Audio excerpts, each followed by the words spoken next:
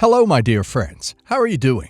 Hope you are having an amazing day and not having to deal with drama. Ready for new stories I have for you today? Let's go to the first one. And don't forget to listen to the end of the story, guys, to hear my insights. Enjoy the stories, and don't forget to like and subscribe. And of course, don't forget to leave a comment. Growing up, my sister and I were inseparable. Despite our 2-year age gap, we did almost everything together. From childhood tea parties to dealing with the awkward phases of adolescence, she was my built-in best friend. But there was always an unspoken undercurrent between us. She craved for attention. Whether it was family gatherings, school events, or even casual outings, she had an innate ability to make everything about her. I had always been the quieter, more reserved one, content with letting her have the spotlight. It never really bothered me much. She was my sister, and I cared about her. If she wanted the spotlight, I was happy to let her have it. At least that's what I told myself for years. But there's a difference between seeking attention and actively stepping over people to take what isn't yours. I met my fiance James 5 years ago. It was love at first sight. He was so handsome, I couldn't take my eyes off of him. Apparently, I wasn't the only one. Our relationship was strong. I felt loved and respected. He wasn't just my partner. He was my best friend, my safe space. When he proposed 2 years ago, I thought I had won the lottery in love. Wedding planning was in full swing, and with just a week to go before the big day, I was drowning in last-minute preparations, completely oblivious to what was happening behind my back. A week before the wedding, James sat me down, and what he said shattered my reality. He had fallen in love with my sister. He wasn't even apologetic about it, just regretful that it had come to this moment. He claimed he hadn't planned for it to happen, that his feelings had been building for months, maybe longer. He said he had tried to suppress them, but couldn't go through with the wedding knowing he was in love with someone else, my own sister. I was numb. My mind refused to process the words he said. My heart unable to comprehend how the two people I trusted most had done this to me.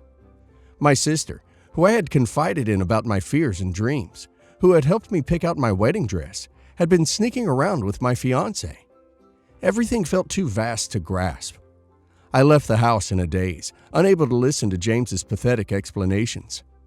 The wedding was of course called off, and my world crumbled around me. I was blaming myself that their affair was happening in front of me, and I didn't see it. I was asking myself how I was so naive and blind. My parents' reaction only made things worse. They expressed sympathy, but insisted that it was better this way. Better before the wedding rather than after. Better if James didn't truly love me. They treated it like an unfortunate mishap. My mother even had the audacity to say, "At least he was honest before the vows, dear. That shows he respects you enough not to live a lie." My father nodded in agreement, as if that somehow lessened the pain of being discarded. In the following months, my sister and James didn't make their relationship public. They kept hiding like they were still having an affair. I guess they were afraid to be judged. My parents, ever the diplomats, assured everyone that there was no bad blood between us. But the worst part was how they twisted the narrative. They told people that I was the one who had left James for another man, that my sister and he had found each other only afterward.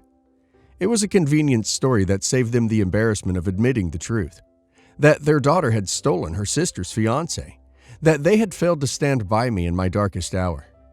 They assured me that they didn't want me to look like a poor victim. I was too weak to fight at the time. I was so down and depressed, I didn't care what others thought or said.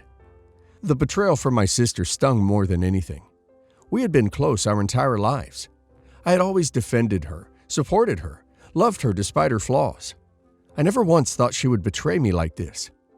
I remembered how she would always find a way to steal the spotlight, but I never thought she would go so far as to take away my future husband. I distanced myself from everyone and focused on getting better and healing. But the final blow came a year ago when my parents announced that my sister and James got engaged and demanded that I attend their wedding. They expected me to play along, to uphold their fabricated version of events. They told me it was important for the family's image, that I need to show everyone that I support my sister's and James's marriage and am very happy for them. They even insisted that my sister and I had reconciled, a claim so absurd I almost laughed. Against my better judgment, I agreed to go. Not because I wanted to, but because I knew I needed closure. I was done being their scapegoat, done being the passive, accommodating daughter who swallowed her pain for the sake of peace and image. If they wanted a picture-perfect family moment, they were in for a rude awakening. The wedding was a grand affair, with every relative and family friend in attendance. My parents beamed with pride. My sister glowed in her white dress, and James played the role of the doting groom. The charade was sickening. I watched as they basked in the applause, as guests congratulated them on their supposed fairy tale romance. And then came my moment, the moment for the toasts.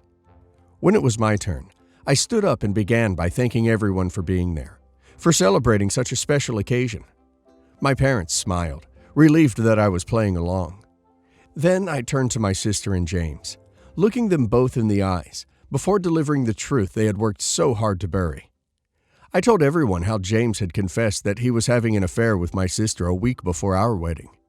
I detailed how my sister, my own flesh and blood, had been sneaking around with my fiance behind my back. I described how my parents had chosen to rewrite history to protect their reputation rather than stand by their betrayed daughter. Gasps rippled through the crowd. My parents' faces drained of color. My sister looked like she wanted the earth to swallow her whole, and James had the audacity to glare at me as if I was the villain. I finished by raising my glass. To my sister and her new husband, may your love be as honest as the foundation it was built on. Silence followed, then chaos. My parents were furious, dragging me aside and hissing about how I had ruined everything, how I had humiliated them, embarrassed my sister, and made a mockery of the wedding. But for the first time, I felt good and relieved. I walked out of that venue with my head held high, knowing I had reclaimed my truth. And as for my parents and sister and her new husband, I'm not interested in having any shape of a relationship with them. I had spent too long being the accommodating, forgiving one. Now, I was done playing the part of the good daughter. I blocked them all from my life, finally realizing that they don't deserve to be in it. From that moment on, I promised myself that I would never again be silenced for the sake of others' comfort. If standing up for myself made me the villain in their eyes, so be it. At least I knew the truth, and I no longer had to pretend that everything was fine. So, Reddit, am I the a-hole for revealing the truth during my sister's and ex-fiance's wedding? They didn't just betray OP, they rewrote history to make OP look like the bad guy. The audacity of OP's parents to expect OP to sit there and smile while they celebrated a relationship built on lies is beyond infuriating. OP did what they never expected. She took control of the narrative and refused to be erased. They're only angry because their perfect little cover story got blown to pieces. Good for OP. People deserve to know the truth. And now let's hear the community's opinion. Not the a-hole. I can't believe the level of betrayal you endured. It's not just about James leaving you for your sister. It's about how your family enabled it and then tried to rewrite reality to make it easier for them to stomach. The fact that your parents never held Lisa accountable tells me everything I need to know about how they view you versus her. You didn't ruin the wedding. They ruined their own integrity. Not the a-hole. Your sister had an affair with your fiance. Your parents covered it up. They lied to everyone to make Lisa look good. And yet you're the villain for telling the truth? Make that make sense. The real reason they're mad isn't because you embarrassed them. It's because now they have to actually deal with the consequences of their actions. If they didn't want the truth to come out, they shouldn't have lied in the first place. Not the a-hole. I've been in a situation where my family prioritized someone else's comfort over my pain, and it is soul-crushing.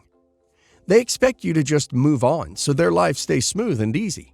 But your pain is real, and you had every right to speak up. You didn't cause a scene. You simply told the truth. If they wanted a happy wedding with no drama, they shouldn't have built their relationship on betrayal and deception. My husband and I have been married less than a year, together 3 years, and known each other for 15. His mom is someone who has always been bad with money. I have no idea where her money goes, and up until this point, it wasn't my business, so I didn't care. But, for example, she recently had land and a large chunk of a will given to her. She sold all the assets, and the money just disappeared. She's taken 2 mortgages out on her home.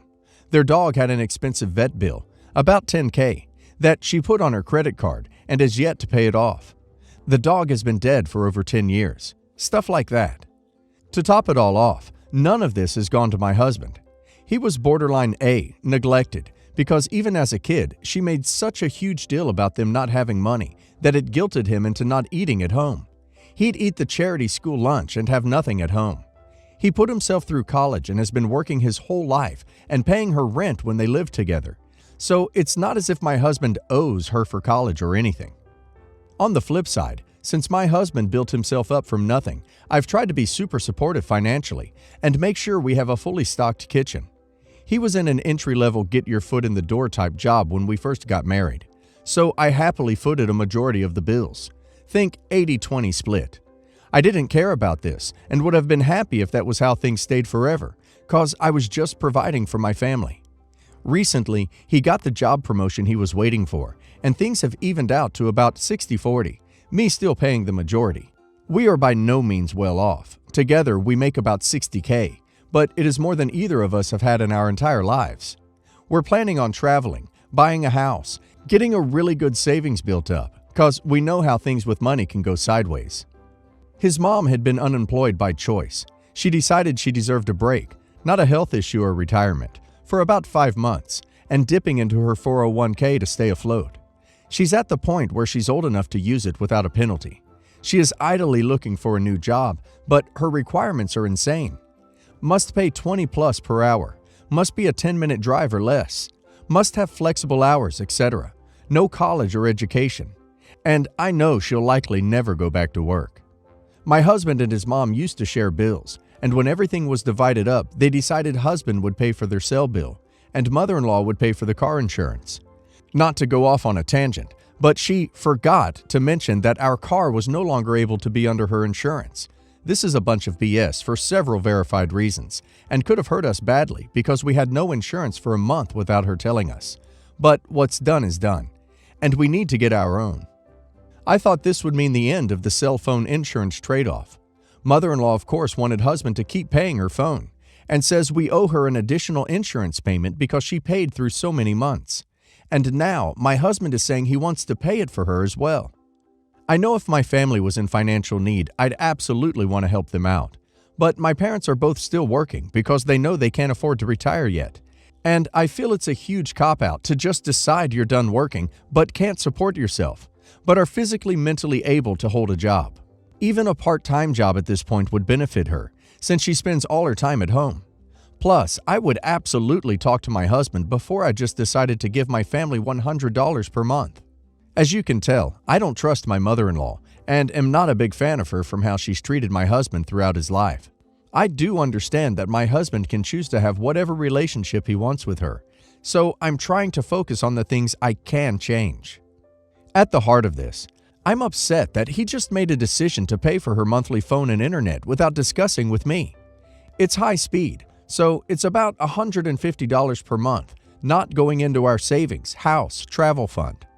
The larger picture, of course, is I think she's bad with money and shouldn't be given this freebie when we've worked so hard to get where we are. I'm trying so hard to think of something to tell him that doesn't involve my money, your money, because I want it to just be our money. What words can I say to him to convey that we need to make financial decisions together? Especially because this isn't just I wanted to give my mom a gift. This is a continual monthly cost with no end in sight. There was zero discussion if we're paying this until she gets a part-time job, or if we're paying this until she's 90. Edit. We do have joint finances. I only mentioned the 60-40 split because I wanted to be clear he's not bringing in a bigger chunk than me. We've also discussed how we need to cut back on expenses in order to save up for a house and a trip he wants to take. Edit 2. Just to clarify, when I talked about trips and houses, I mean we are just now saving. We were living paycheck to paycheck until about a month ago, so we have no savings built up for an emergency fund, let alone a vacation. Edit 3. People are really focused on the amount, so just to clarify, it's actually $150. And I'd feel better if it was a one-time, my mom needs $3,000 cost, not $150 for who knows how long. Also, we do have separate fund money that is no questions asked spending. But since we have no savings at the moment, It's only about $100 per month in order to throw big chunks into our savings. You can try approaching it from a perspective like this. Husband, when you decided that you were going to pay your mom's bill without talking to me about it first, it made me feel as you do not value my input into how we spend money as a married couple. When we married, we agreed to be a team, and part of being a team includes making decisions together when they affect both of us. $100 a month is a big enough expense that it affects me as well as you. I need to know that you respect me enough to include me in decisions when they affect me. There's no guarantee that this will change anything, of course, but you can try it. A little background information. My husband is 27, and he has two sisters. 23, we'll call her Ashley, and 20, Sandy. They were raised by kind and supportive parents in a very well-adjusted and financially stable household. When I first met his family, Sandy was 15 and definitely a little on the unstable side. She was known for her tantrums and all-over-the-place behavior. I told my husband that my youngest sister also acted like that at that age and that she'd probably grow out of it soon. Fast forward almost 5.5 years later, and she has really only gotten worse. I've done my best to just stay on her good side and be nice to her because I tend to avoid conflict. My husband and Ashley are so used to her they will push her buttons occasionally. She'll blow up and say awful things, and then after a period of time, she pretends nothing happened. She is mean to both of her parents. She freaks out on them all the time. They pay for everything for her, are always kind and welcoming to her boyfriend, etc. And she is just so ungrateful. I'll never forget one night she forgot her laptop at home when she was heading back to school, about 2 hours away. And she said all these terrible things to her mother because she wasn't able to drive it up to her that night. She had her in tears. She always complains about these childhood friends and how awful they all are. She has like one friend at this point. She's burned bridges with every person she was friends with since middle school, high school, and yet she thinks that it has nothing to do with her. With all of that backstory, the past few months, everything has gotten a lot worse, and I'm not sure what to do. My husband and I got married in July of this year and got pregnant pretty much immediately after. We go over to his parents' house every Sunday for dinner, and one of these Sundays, they wanted to all discuss baby names. I didn't really want to discuss them, but I just went along with it in case someone suggested something I might like. My father-in-law suggested his grandmother's name, and Sandy immediately goes, "No, I have dibs on that name." And I just kind of ignored it because I didn't think we'd use it at the time. My husband mentioned to me that night by ourselves that he would actually really like to use his grandma's name if we were having a girl.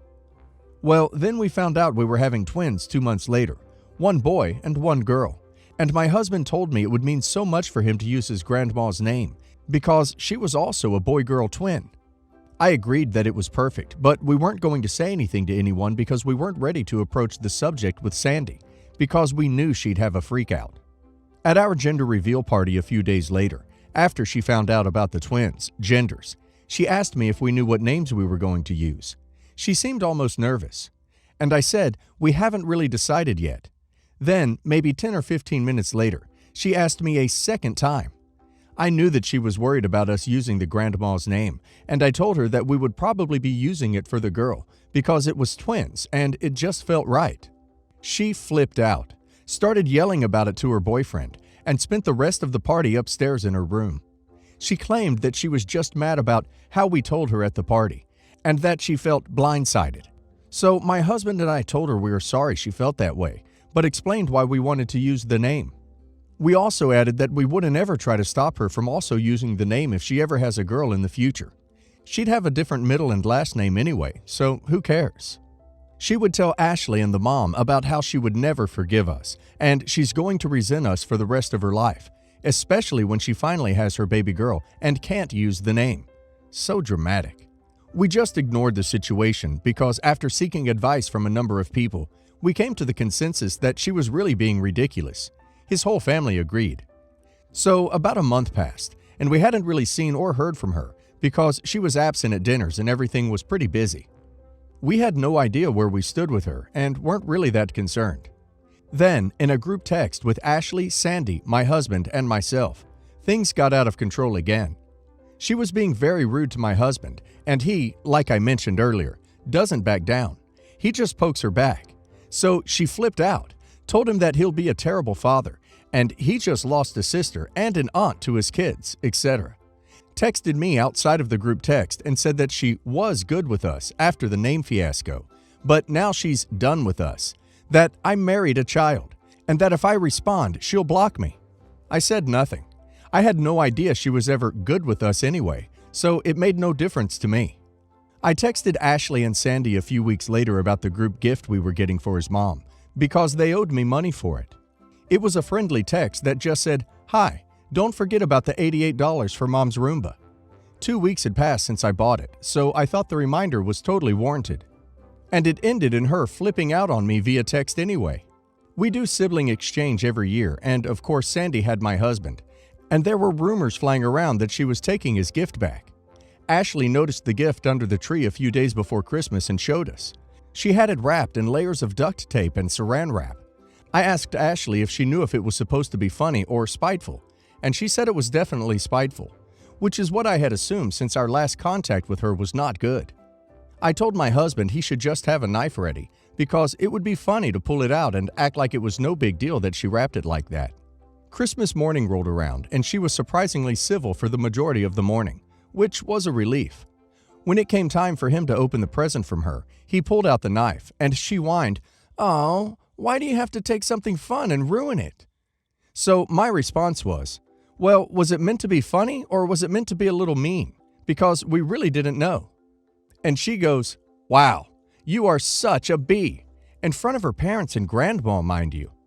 I didn't say anything else to her because I was trying to avoid an escalation. Then, when she passed me in the hallway when no one was around, she said, "Bee," under her breath. I was like, okay, I don't want to let this go on, so I swallow my pride. I followed her into the kitchen and said, "Hey, I wasn't trying to upset you or make you mad. We really didn't know if you were joking or not, and my comment was meant to be lighthearted." She, of course, doesn't listen to reason or calm apologies, and she was being so nice, so why did I have to go and be a bee? And I said, "Look, I'm sorry. I didn't mean it that way. Let's just go back to how it was this morning." And she's like, "No, I'm not going to let you ruin my Christmas, so stop talking to me. I keep forgiving you guys, and you just keep being so crappy to me." Her boyfriend and dad both saw this exchange. The dad just kind of gave me a look, so as I was walking away, I just kind of said, "I don't know what's going on." And she screamed, "Oh great, just bring everyone else into it." And she's like slamming stuff around in a different room. So as I walked back into the living room, everyone kind of gave me a look like, what's going on? Because I was visibly upset by this, and my husband just shouted to her, "Hey, can you just be mean to me instead?" And she screams again, "Why are you still talking about this? Oh my God!" When I say scream, I mean she was literally shouting, screaming these things, and was somehow mad at me for bringing everyone else into it. This followed by her stomping upstairs and flying out the door while giving me a death glare on the way out. She left her boyfriend behind. I apologized to their mom and told her I didn't mean to start anything. And she says, "I know you didn't. This was on her." And pretty much everyone agreed that she's psychotic. Her boyfriend came over and gave me a hug and thanked me for the presents I got him while she was gone. I had his name in the exchange. So I'm thinking even he thought that she was being insane. She eventually came back and we just ignored each other for the rest of the evening. She seemed completely unbothered by the exchanges from earlier in the day. So with all that being said, I'm starting to get very uncomfortable with her. She's totally unstable. She creates tension in every room she walks in because no one knows what or who might set her off. She never apologizes for the way she acts, but expects everyone to apologize to her. I just feel like she made me into an imaginary bully for her own sake, so she could have someone to metaphorically beat on. I also feel that since she is not my sister or my daughter, that I have no control in this situation. Though if I'm going to be the target for her insanity, I feel that I have to do or say something. Keep in mind, I'm also pregnant, so I'm a little more sensitive than usual. She is probably feeding off of me actually having a reaction to her, instead of her own siblings who don't give a crap what she says. How do I approach discussing this with the rest of the family as an outsider? They consider me one of their own, but I've only been around 5.5 years, so. I really think she needs some kind of therapy and/or medical intervention. Pills maybe, but I don't know because I'm not a doctor. My husband agrees wholeheartedly, but he thinks it's best if he just continues to drive her away, aka dishing back what she dishes out in the hopes that she storms out and leaves. Any advice on how to help the situation? She's probably 2 or 3 years away from moving out of the parents' house, so it's not like we can just avoid her altogether. We are close with his parents, and when the babies are here, we will be continuing visits just as often, if not more frequently. I'd calmly explain to your in-laws, look, I do not want to be around her while pregnant, and I definitely do not want to subject our future children to that level of volatile instability. To be perfectly blunt with you, I can't say with absolute certainty that she won't become violent at some point and end up hurting someone, like actually physically hurting them. If she is around, I will not be, and that includes the babies. Your husband is on your side. They can come visit you instead of you visiting them. Sandy should not be allowed near you or the children at all.